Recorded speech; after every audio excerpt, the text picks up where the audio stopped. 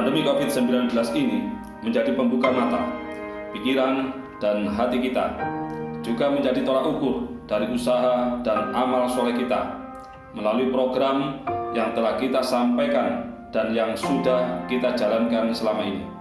Sudah sampai di mana tingkat keberhasilan kita di dalam membangun keimanan dan kefahaman agama kita, baik secara individu maupun secara kelompok organisasi. Jika keimanan dan kefahaman kita menjadi lebih buruk di masa pandemi ini, itu berarti ada yang salah dari usaha dan amal soleh kita selama ini. Maka kita harus introspeksi dan evaluasi diri, di mana letak kesalahan dan kekurangan kita. Dan jika keimanan dan kefahaman kita tetap kuat dan menjadi lebih baik, itu berarti kita sudah berada pada hukum dan tatanan yang benar. Sebab apa yang kita terima saat ini merupakan akibat dari apa yang kita perbuat di masa yang lalu. Man amila sholihan falinafsih wa man asa'a fa'alaiha wa ma rabbuka bidzallamin lil 'abid. Barang siapa yang beramal baik, maka bermanfaat untuk dirinya, dan barang siapa yang beramal jelek, maka berat atas dirinya, dan Allah tidak akan menganiaya pada hambanya. Hukum di dalam ayat ini memerintahkan kita supaya banyak belajar dari apa yang sudah kita kerjakan, supaya kita menjadi lebih baik. Ibarat sekolah, semua yang tertulis di dalam Al-Quran dan Al-Hadis adalah mata pelajarannya, dan pandemi COVID-19 ini adalah bentuk dari soal ujiannya. Kita sudah belajar dan mempelajari mata pelajarannya selama ini, dan sekarang inilah saatnya kita menerima ujiannya. Yang harus kita pahami adalah bahwa ujian itu baik untuk kita. Ujian menjadi sarana bagi kita untuk bisa naik kelas, mendapatkan kelulusan, mendapatkan kemuliaan dan pertolongan. Maka kita harus menghadapinya dan menjawabnya dengan benar. Bayangkan jika kita tidak mau menerima ujian atau menghindari ujian. Meskipun sekolah 50 tahun, kita akan tetap di kelas 1, tidak akan pernah naik kelas.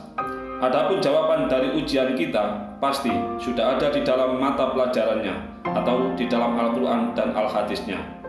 Apabila kita salah di dalam menjawabnya atau menjawab menurut hawa nafsu, angan-angan dan pendapat kita yang tidak sesuai dengan hukum dan mata pelajarannya atau Quran hadisnya, maka ujian yang sama akan diberikan kepada kita dengan kapasitas yang lebih besar. Dan bila salah lagi, maka ujian yang sama akan diberikan lagi dengan kapasitas yang jauh lebih besar lagi. Begitu seterusnya sampai kita bisa menjawabnya dengan benar sesuai pelajaran yang sudah kita terima. Maka disinilah kesempatan kita untuk lebih banyak belajar dan mengkaji lagi, dan berusaha untuk mencari dan mendapatkan hikmah dari semua peristiwa yang telah terjadi. Akan tetapi, jika kita benar di dalam menjawabnya atau menjawab murni sesuai dengan hukum dan mata pelajarannya atau Quran hadisnya, maka kita akan mendapatkan nilai bagus, naik kelas, kelulusan, penghargaan, kemuliaan, dan pertolongan. Selanjutnya, kita menanti ujian dengan tingkat atau kelas yang lebih tinggi lagi. Begitu seterusnya sampai kita mati. Dan ini berlaku untuk semua bentuk ujian dan cobaan yang ada di kalangan orang-orang yang beriman. Jadi, setiap masalah yang ada di kalangan orang yang beriman, pasti solusi dan jalan keluarnya ada di dalam Al-Quran dan Al-Hadis. Sesungguhnya, tidak ada kata gagal di dalam usaha dan amal soleh orang iman. Yang ada hanya kata berhasil atau belajar, diterima ibadahnya atau diampuni kesalahannya. Jika kita melakukan kesalahan, kita introspeksi dan evaluasi diri, belajar dari kesalahan itu untuk menjadi lebih baik dan lebih benar. Maka kita menjadi orang yang beruntung. Dan jika kita berada di atas hukum-hukum dan tatanan yang sudah benar, kita akan mendapatkan balasan kemuliaan dan pertolongan dari Allah. Maka ini menjadi keuntungan yang sangat besar bagi kita. Inilah hikmah bahwa taun, wabah atau pandemi adalah siksa yang diutus oleh Allah kepada orang yang dikehendakinya dan menjadi kemuliaan bagi orang iman.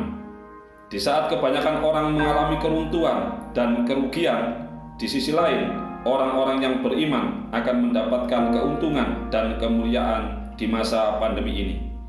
Itu sudah menjadi ketentuan dan janji Allah untuk orang-orang yang beriman.